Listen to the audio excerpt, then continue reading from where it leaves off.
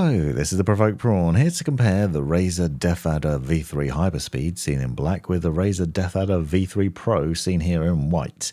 These are two comparable mice and obviously part of the DeathAdder lineup, with the Hyperspeed version being more affordable, significantly more affordable than the V3 Pro, with some interesting changes to it in terms of size, shape, weight and features, with a really nice specification in terms of the features it offers via Synapse that I'll get to in a little while. The V3 Pro is the top of the lineup and has a very nice setup with some differences that make it far superior.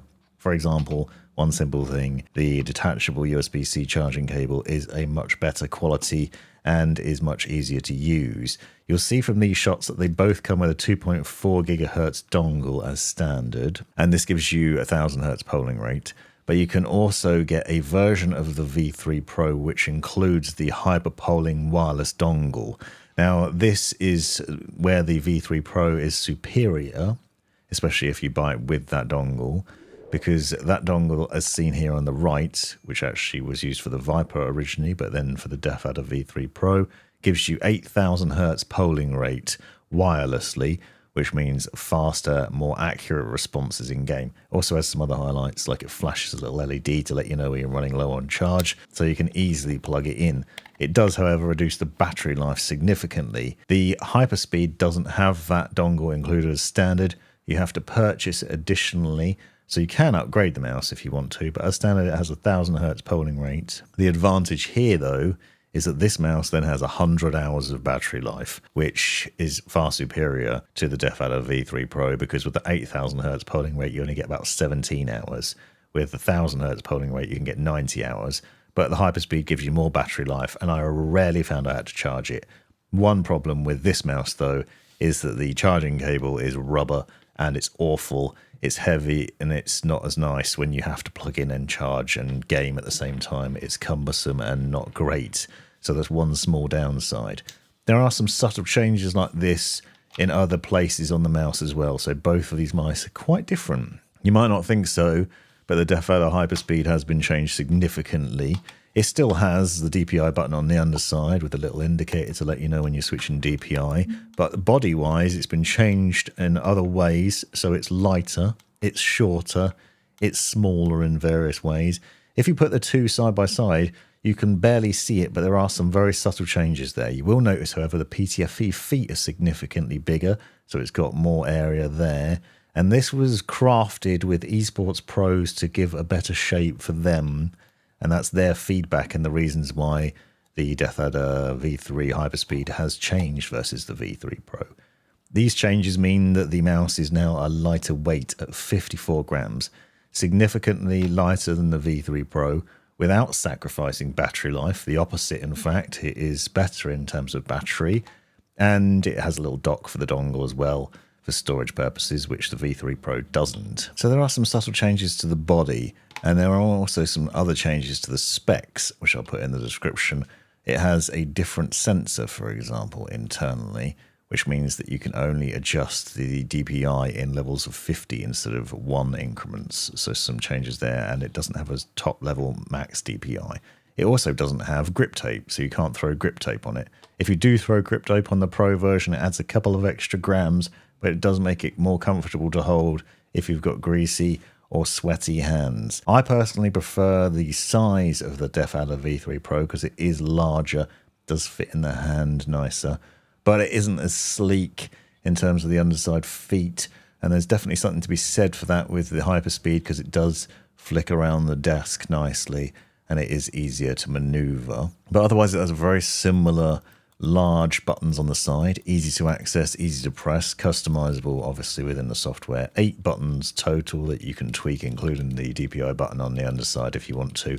They both use the Gen 3 optical switches as well, so you've got some good clicky response there, and also no problems with double clicking and debouncing issues potentially that could build up. So they both have a lot of highlights to them. I like both of the mice for different reasons.